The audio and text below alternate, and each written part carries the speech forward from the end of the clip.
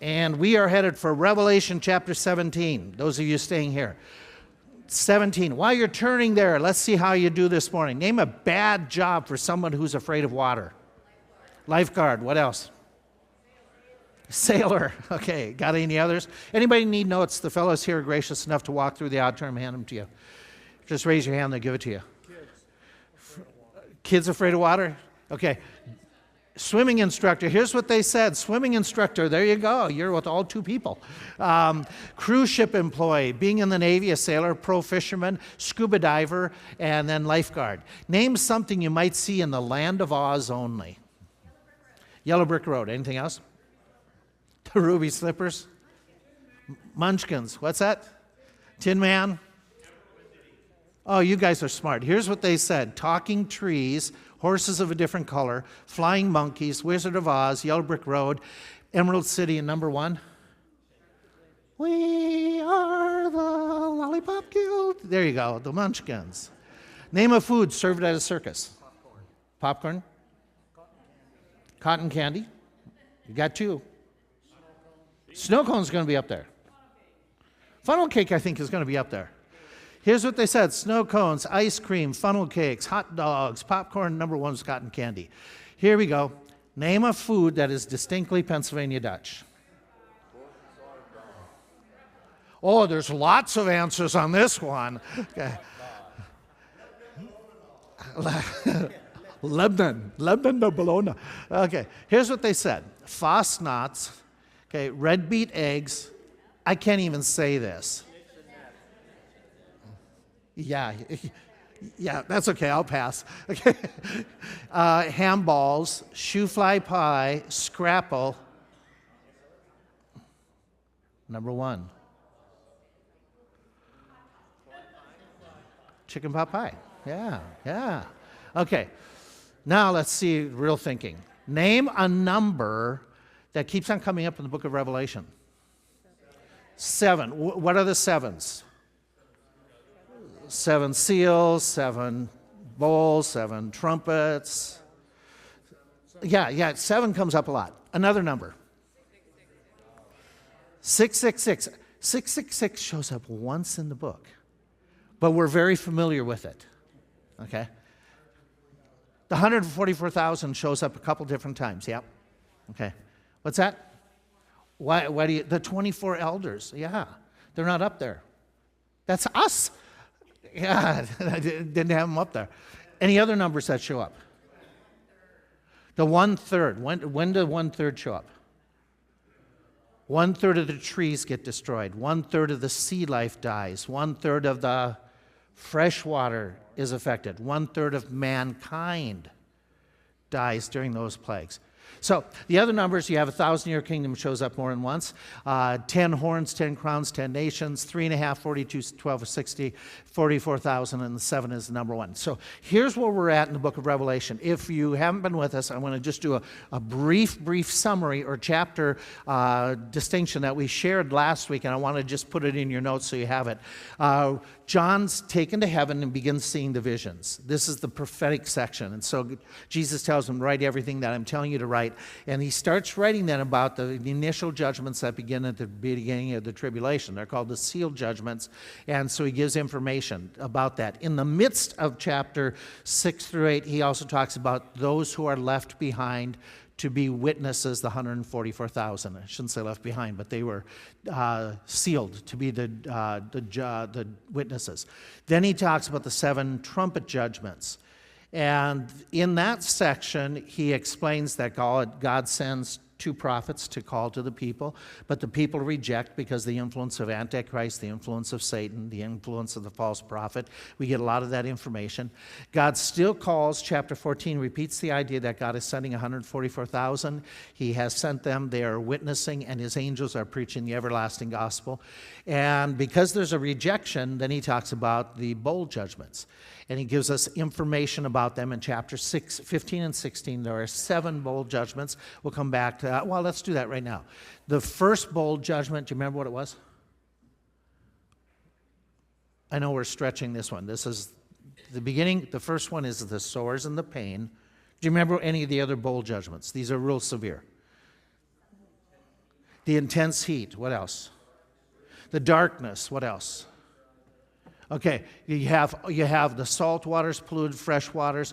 The difference between this judgment and the previous judgments when the waters were affected. Okay, now this is at the very end, and all the waters are affected. All the people have the sores and the pains. Extreme darkness everywhere. Euphrates dries up at the very end, and this is the beginning of the Battle of Armageddon. That's the sixth one of these bowl judgments. And then the seventh, the angel pours God's wrath into the air, and there's a series of things that happen with the loud noises, thunders, and lightning. The earthquake, both the city of Jerusalem and Babylon are affected by it. Every island is moved. The mountains disappear. The hailstones of 100 and some pounds. The plague is great, is the summary. And then after that is the coming of Jesus Christ, which we're going to get into in chapter 19. And then we get into the millennial kingdom in chapter 20. The spot that we're at is in that gap. Chapters 17 and 18, what they do is they talk about and give background information at how did Antichrist get into power. He's been mentioned in chapter 13, but there wasn't description of how he got into power and how bad he made things become. What we heard about so far is he's forcing everybody to worship him, but we haven't heard all the details. And so chapter 17 and 18, in the midst of talking about attacks against those who are following Antichrist. That's the bowl judgments. It even states that. Then it gives us information about Antichrist, and it gives us information about his system, more than just the number 666. So we're in the midst of that section where the angel is describing things to John, showing John visions. And in the vision, John is seeing a harlot and a beast and 10 kings. Chapter 17 is one of the hardest, to me, chapters that you read without thinking through. It's one of the hardest to decipher. Okay, but if you think through and bring in all the previous and just walk your way through, it's not that difficult. But just first glance, follow with me and we'll just add to it then as we go through.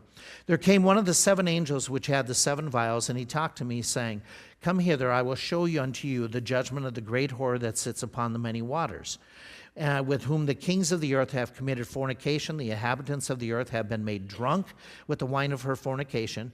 So he carried me away in the spirit into the wilderness, and I saw a woman sit upon a scarlet-colored beast, full of names of blasphemy, 7 heads, 10 horns. And the woman was arrayed in purple and scarlet color, and decked with gold and precious stones and pearls, having a golden cup in her hand, full of abominations and filthiness of her fornication. And upon her head was a name written, Mystery Babylon the Great, the mother of the harlots, the abominations of the earth. And I saw the woman drunk with the blood of the saints and with the blood of the martyrs of Jesus. And when I saw her, I wondered with great awe, not in a positive way, but just stunning. And the angel said unto me, "Wherefore do you marvel? I will tell you the mystery of this woman and the beast that carries her, which has the 7 heads and 10 horns. The beast that you saw was and is not, and shall ascend out of the bottomless pit and go into perdition. And they that dwell on the earth shall wonder, whose names were not written in the book of life from the foundation of the world, when they behold the beast that was, is not, and yet is. And here is the mind which has wisdom. The 7 heads are 7 mountains on which the woman sits. And there are 7 kings. 5 are fallen, 1 is, the other is not yet come. And when he comes, he must continue a short space. And the beast that was and is not, he's the 8th, and is of the 7, and goes into perdition. And the 10 horns which you saw are 10 kings, which have received no kingdom as of yet, but receive power as kings for just 1 hour with the beast. These have one mind. They shall give their power and strength unto the beast. These shall make war with the Lamb, and the Lamb shall overcome them. For he is the Lord of lords and King of kings, and they that are with him are called and chosen and faithful. And he saith unto me, the waters which you saw where the whore sits are peoples, multitudes, nations, and tongues. And the 10 horns which you saw upon the beast, these are they that hate the whore, and shall make her desolate and naked, and shall eat her flesh and burn her with fire. For God hath put it in their hearts to fulfill his will, and to agree, and to give their kingdom unto the beast, until the words of God shall be fulfilled. And the woman which you saw is a great city which reigns over the kings of the earth. And it makes perfect sense. Okay? So if by the end, I hope it makes a little bit more sense. We talked about the harlot. And from the beginning, basically the harlot, the woman, she appears to be what? Poor or wealthy? Very wealthy. Good or evil? evil. Is she a woman or is she a thing? She's a thing. He even says this is a city. Okay, he defines what it is within the vision. It's a city of some sort or a city system. And he describes how did she react to the believers? She killed believers, okay?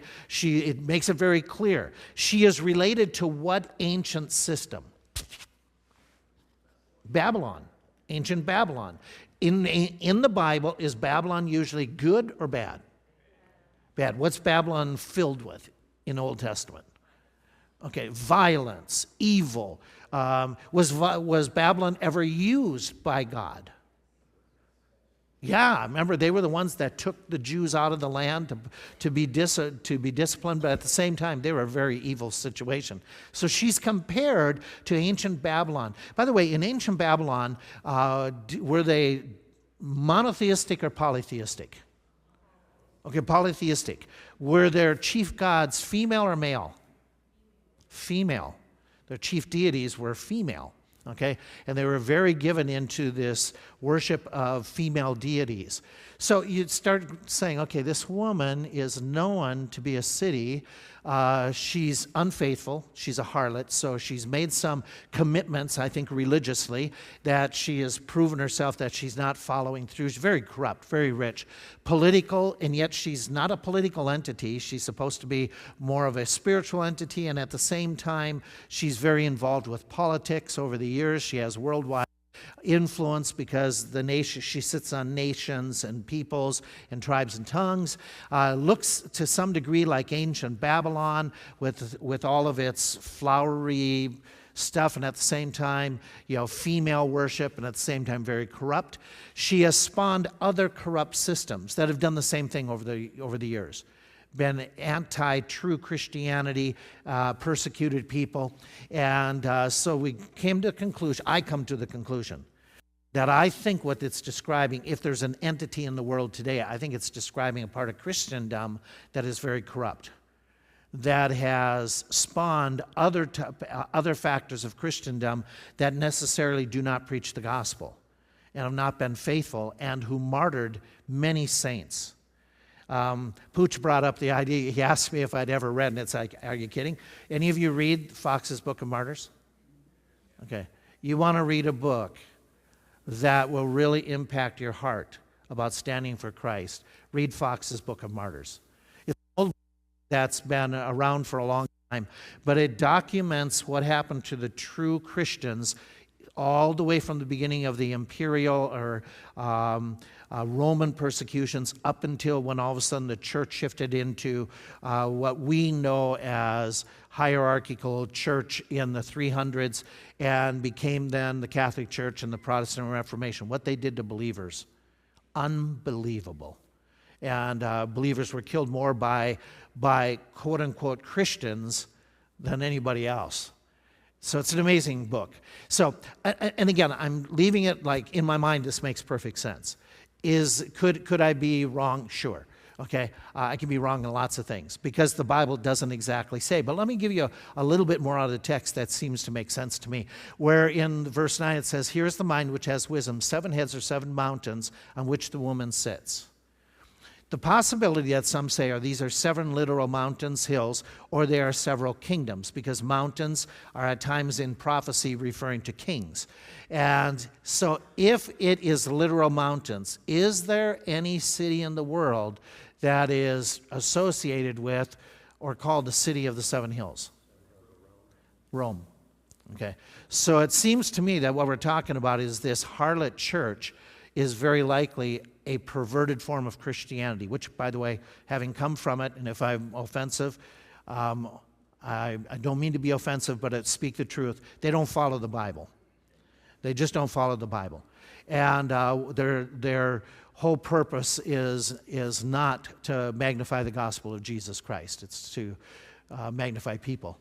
And by the way, just thinking, in a comparison, I try to bring it out. Who is a major figure in the worship of Roman Catholicism? Mary, female deity.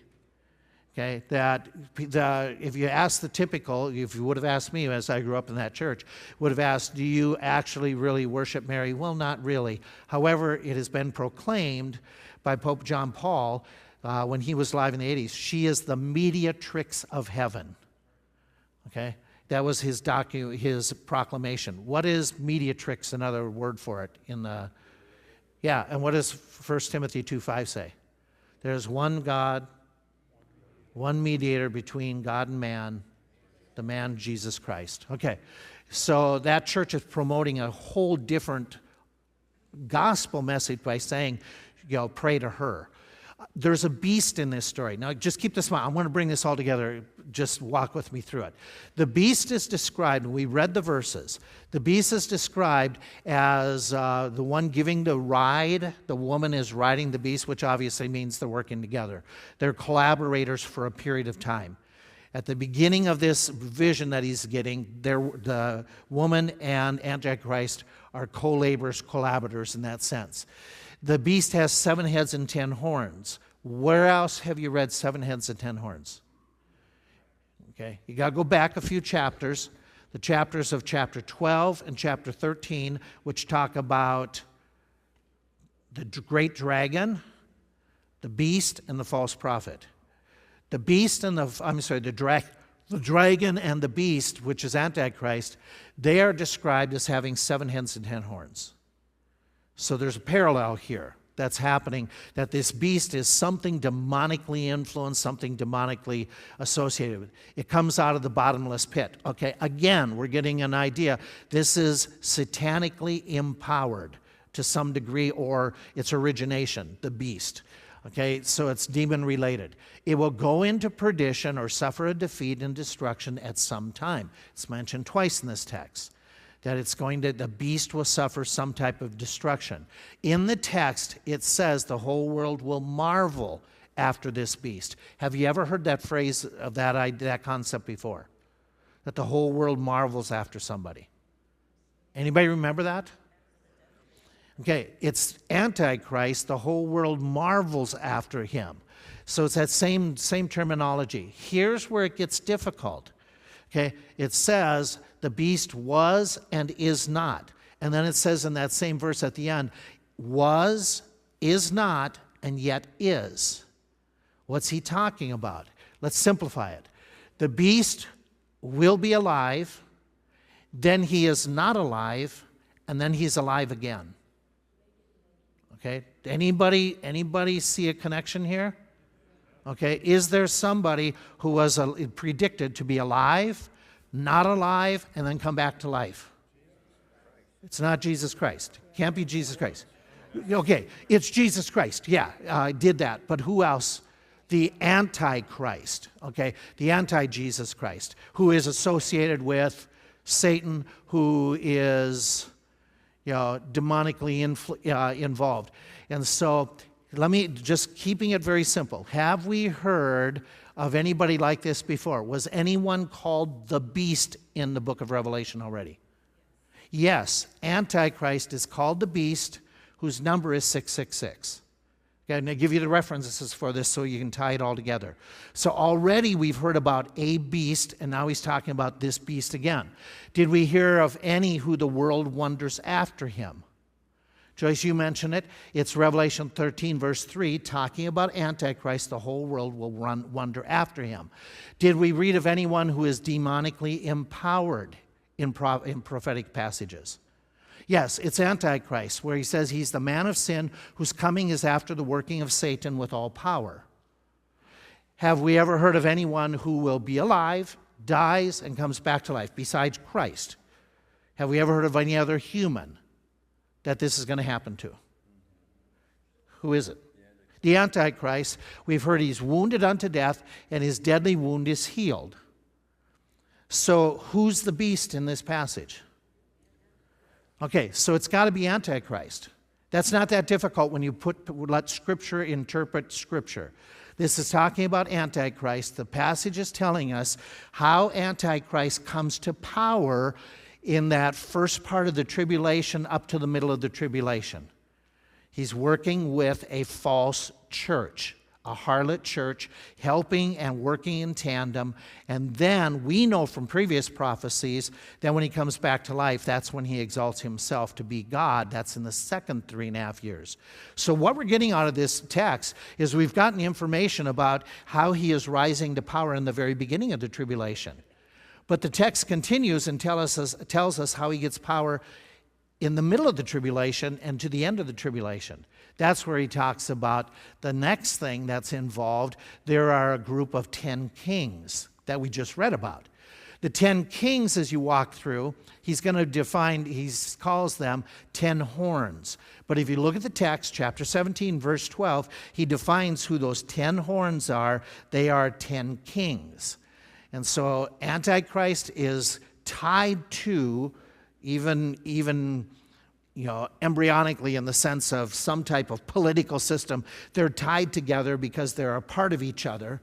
But these 10 kings don't really become a player until the middle of the tribulation. Here's what happens. They've been working with the beast just as Daniel has predicted. These are the references I'm giving you for 2 Thessalonians, Daniel. We've already looked at them here weeks ago. So we're bringing this all to connecting the dots. It says they have not had a kingdom of their own.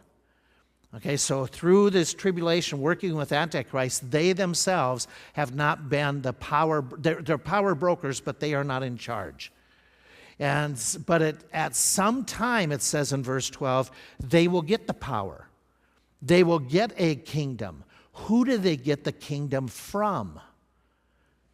Okay, who gives them the kingdom? Well, let's go back. Let's read this again. Okay, the 10 horns which you saw are 10 kings, which they have not received a kingdom as of the time that I'm telling you about. Okay, we're approaching the middle of the tribulation. They've had no kingdom up to this point. But they receive power as kings 1 hour with the beast. They have one mind. They shall give their power and strength unto the beast. They will make war with the Lamb, and the Lamb shall they're definitely not on Christ's side. Okay? And go down to verse 16. The 10 horns which you saw upon the beast, these do what with the whore? They hate the whore. And what will they do to her? They're going to wipe her out, make her desolate and naked, and shall eat her flesh and burn her with fire. In other words, they're going to destroy her.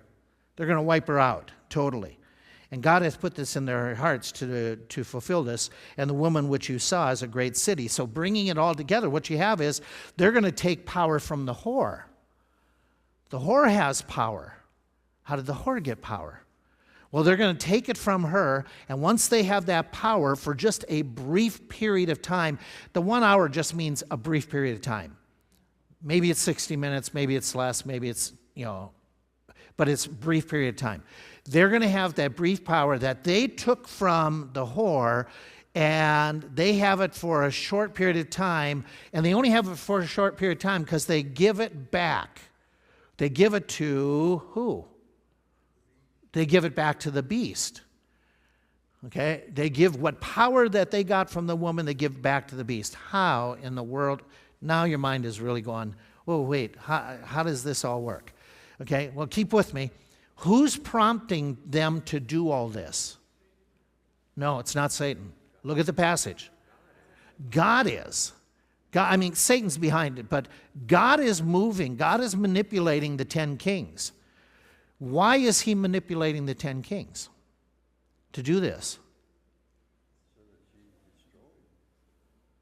What does the passage say? It says, okay, that God, verse 17, had put this in their minds to do what? To fulfill his will and to agree and give their kingdoms to the beast until what? The words of God shall be. So this is all part of his plan. And they're a component in this plan. Antichrist is a component in this plan. Okay? And they're all doing it thinking they're in charge, but who ultimately is the puppeteer? God is. Okay. So God is doing this to bring about the eventual kingdom that he's going to bring. And what will the kings do along with Antichrist after they unite in power? What does it say, verse 14? They're going to battle the Lamb. When do they battle the Lamb? Armageddon. Armageddon, at the end of the tribulation. And who's going to win that war? It says right here, okay? It says, these shall make war with the Lamb, and the Lamb shall overcome. You gotta, look at overcome them, which is a very important concept here.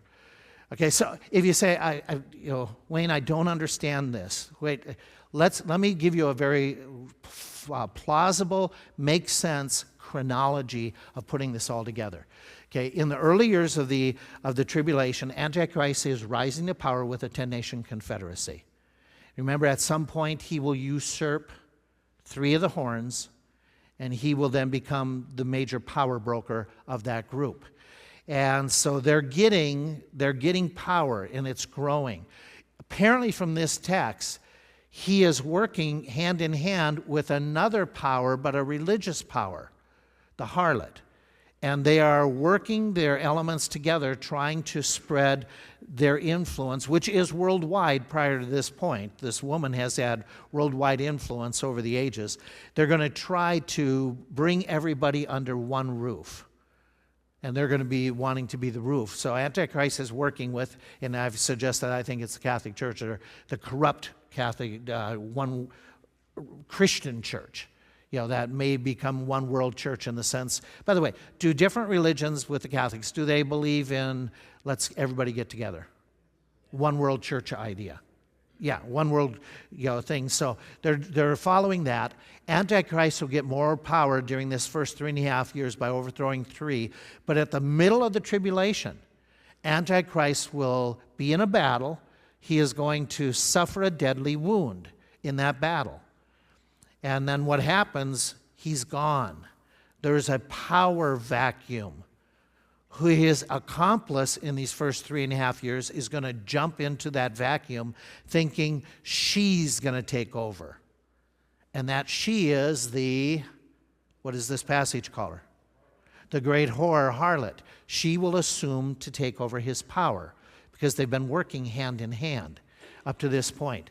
The 10 kings who hate her, who have been the political power with Antichrist, they're going to turn against the whore, and they're going to take out the whore. They're going to eliminate this religious power. By the way, do peoples in power ever try to take out one another? Okay. So what happens then is they will get rid of her off whatever the seat of authority is. She's gone.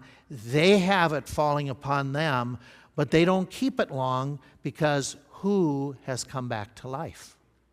Antichrist has come back to life, and the whole world is wondering after him. And he was their gang leader in this nation, 10-nation confederacy, so they're going to turn back to him, and why wouldn't they?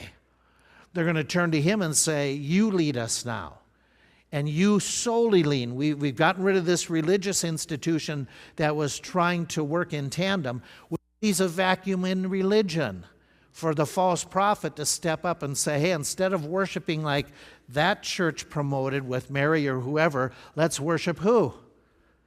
The beast himself. Let's worship him. He's the Christ. He's the Messiah.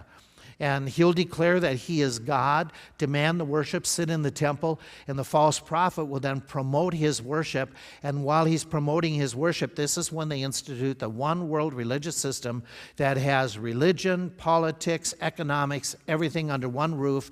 You can't buy or sell unless you have the number. Yeah. And the Jews and Christians will be hunted down like never before in that second half.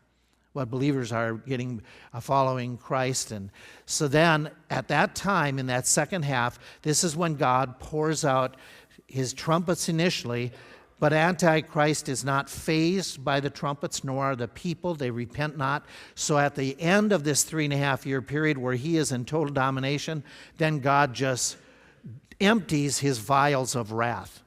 1, 2, 3, 4, 5, 6, 7, right in all in a cluster, which includes all the waters, which includes all the people with the swords, which includes total darkness, intense heat, which is just, it's God's wrath that's being poured out at that moment. And so what you have then is within this verse a really complicated, initially looking at it, seems extremely complicated. There are 7 kings, verse 10. 5 are fallen, one is, the other is not yet come, and when he comes, he must continue a short space. Anybody want to guess what it is? Okay. So what he's describing here is a history of the world's kingdoms. He is saying that there are going to be, per this prophecy, there are going to be these major kingdoms until the kingdom of Christ. Now, if you study any type of people's things on the book of Revelation, you're going to get all kinds of suggestions what those world kingdoms are. You're going to get Egypt, you're going to get China, you're going to get ancient different types of suggestions. Staying within the text and staying within biblical prophecy, where it gives us descriptions of kingdoms, like in the book of Daniel. Watch how this makes such perfect sense to explain these kingdoms. Your first one, when you go through these different kingdoms, your first one in biblical prophecy that was called a world kingdom was who? The head of gold. Babylon. Okay? They were replaced by Medo-Persia, who Daniel then predicted would be replaced by Greece, who was replaced by the Roman Empire, who during a period of that time towards the end, that Roman Empire has how many toes that are highlighted, that are mixed of clay and iron. All of a sudden you have the initial early part of the tribulation with Antichrist rising to power with his confederacy of the whore, the 10 kings. And then what happens to him? In the tribulation, what happens to Antichrist? He dies. Who takes his spot? The whore, the harlot, at the middle of the tribulation. She assumes the power. But who hates her? The 10 kings. And what do they do to her? They kill her. They've never had a kingdom, but they will receive a kingdom for how long? For an hour. And then who comes back to life? And what do they do with the kingdom that they just got? They give it back to Antichrist. Doesn't Bible prophecy make perfect sense when you stick with Bible prophecy? It's like a hand in a glove. And it goes, oh, wow, that's cool. How God did that. And how it makes perfect sense just going through. And then at the end of Antichrist, where's this all leading up to? What is Christ manipulating to get to where? His kingdom. This is all about bringing his kingdom to earth. And so you have this flow of history that is just absolutely amazing. In my mind, I think it's stunning, this chapter. Okay, so we pause and we say, anything that stands out from here, let's throw this out. God has a timetable that allows evil to run rampant for a while. Would you agree with that? Okay, that in God's timetable, evil has some room to wiggle and do things. Okay, God will even allow a one-world government to develop and to be established. Has God opposed a one-world government in the past? Yes or no? Yes. Yes. Go back to the very first time in history that people tried to develop a one-world government.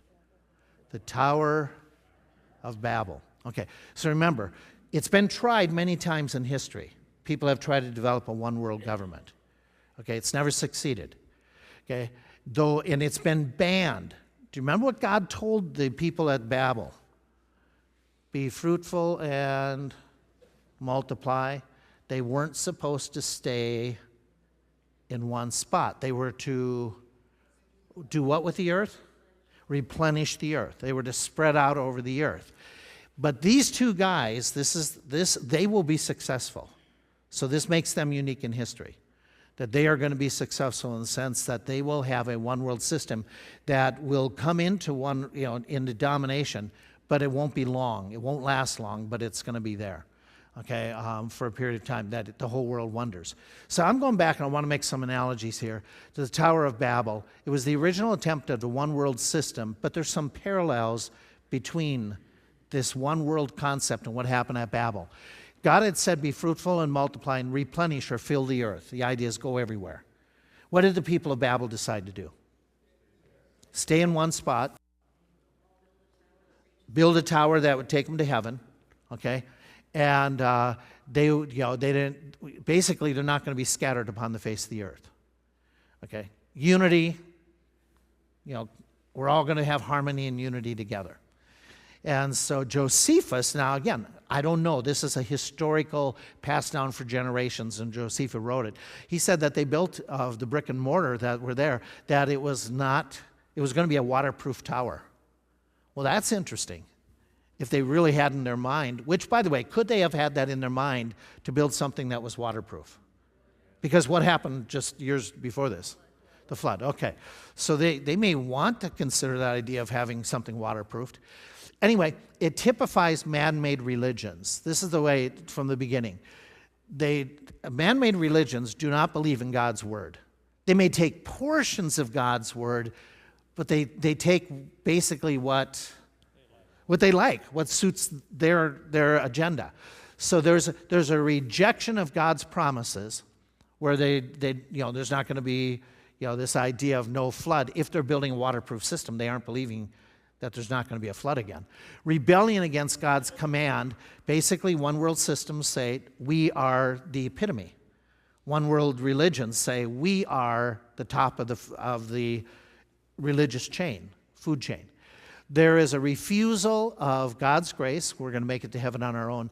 They're going to resort to community compliance. Everybody has to do it our way. By the way, does any of this sound modern?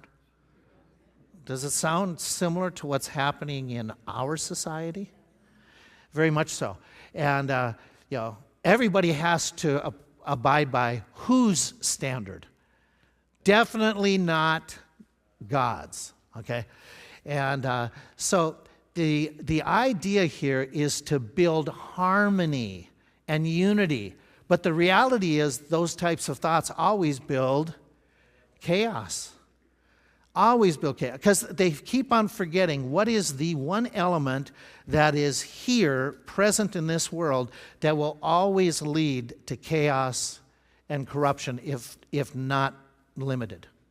Sin. Satan with it, but the sin nature of people. The problem in a church, we all have the Spirit of God. We have grace. But why do problems come into a church? It's not the Spirit's fault.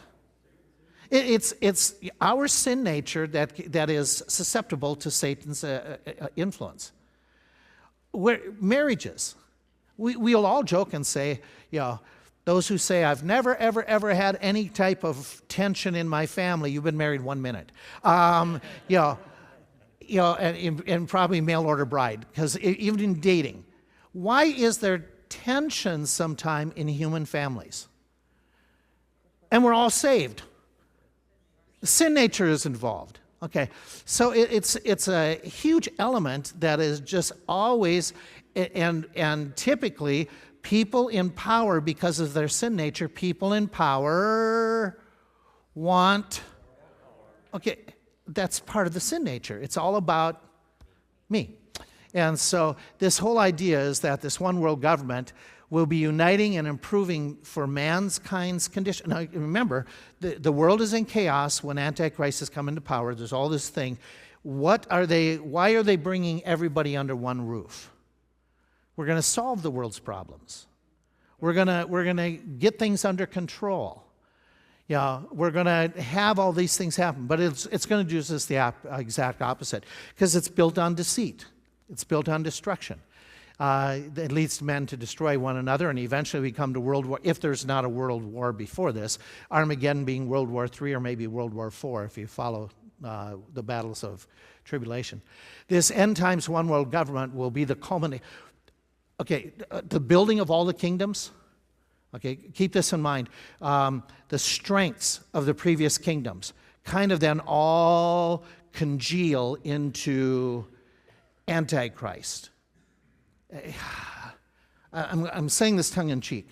The best of the previous kingdoms, he's going to have that at his disposal. And when I say the best of the previous kingdoms, I'm talking about What's that? What they're noted for. Okay.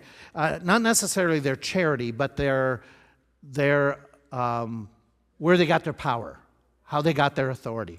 And so it's going to be their powers, their qualities, and that makes this the worst government ever as far as from God's point of view, this will be the most evil. And so they get together. But for all its power and influence, God is greater. How do we know that? There's several things mentioned in this text. For all this power that Antichrist has, and remember now, they're giving you this story so you'll understand how Antichrist gets to world power.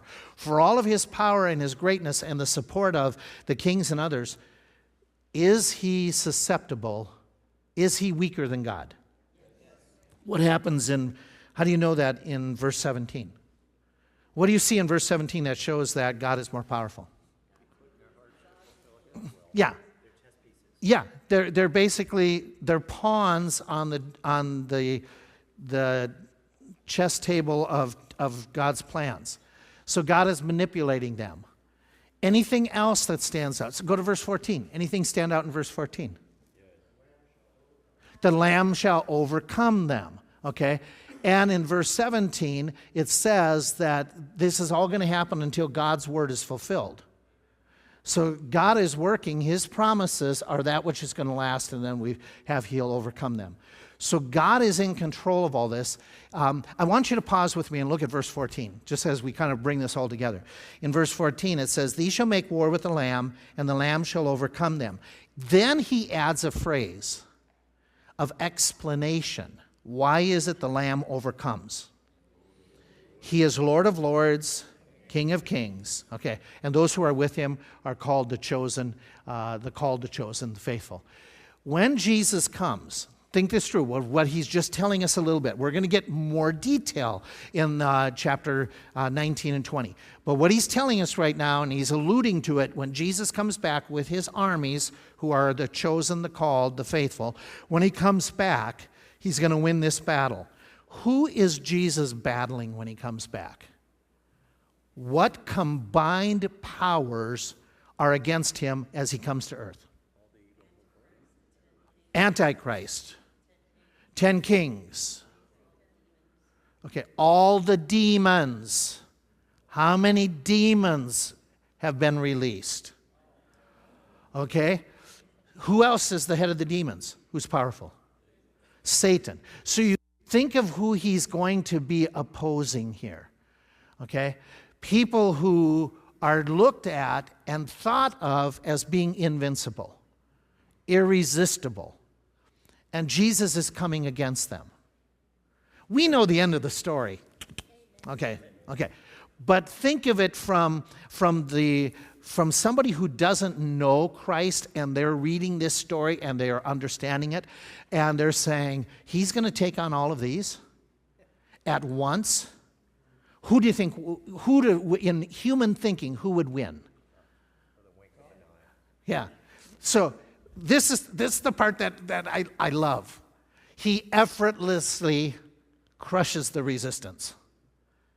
Keyword, effortlessly. When he comes back, it says, "Then the sign of the Son of Man will appear in heaven. All the tribes of the earth will mourn when they see the Son of Man coming in the clouds with power and great glory. When he shall come in his glory and with his angels, then he's going to sit upon the throne." There is no suggestion that he's had to hesitate, that they've put him off. It just sounds like he's coming and he's taken over.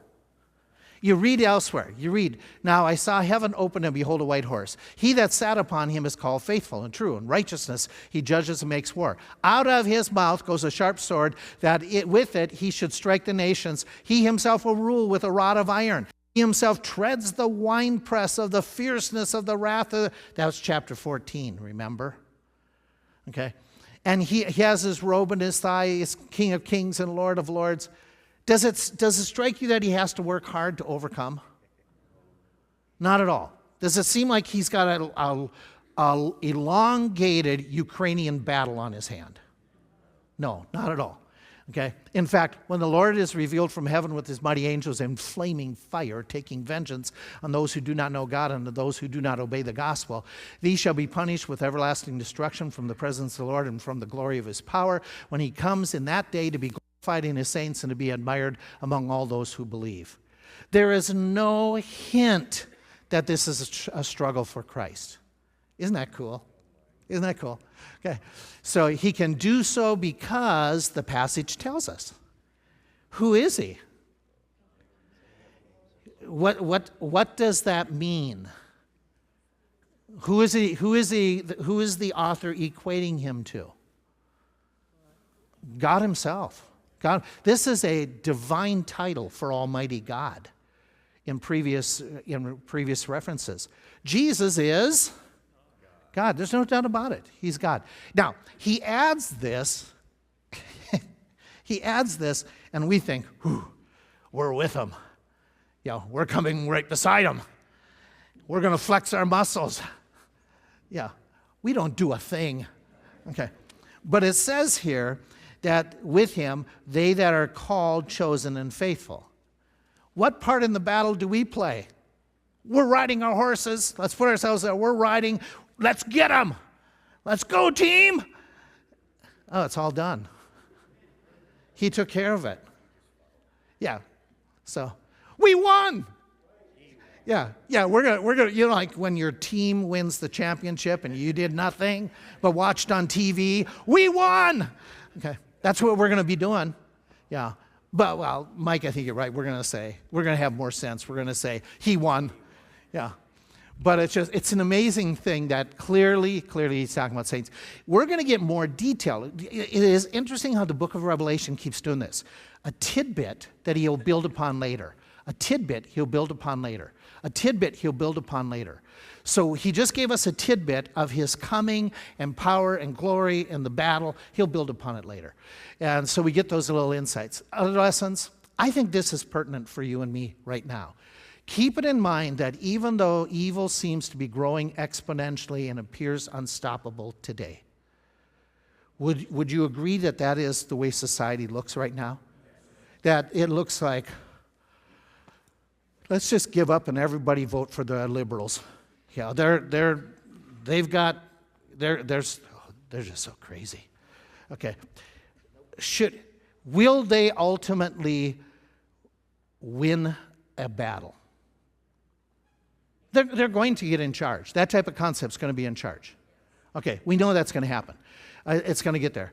So even though but they're going to get wiped out. That whole concept everything will be rectified by Christ. In the meantime, I don't think we should just roll over and play dead. We should still be the salt of the earth as best we can. We are still restraining evil by our influence. We need to exercise that. But this is the thought. At times I look and go, how can it get any worse? I'm the only one in this room that said that, I'm sure. Okay. We got to keep in mind, God's timetable, he hasn't lost control. God has a plan. Now, whether this plan all of a sudden starts enacting, this 7-year plan, next year, next decade, another 100 years, 1,000 years, I don't know, neither do you. But I don't want to get discouraged and to say Christianity is defeated. Christ is never defeated. Okay? He has a plan, a timetable. He will judge. He will punish. Until then, why is he allowing evil to have its heyday? Grace. It's all about grace. He is not willing that. So, instead of us,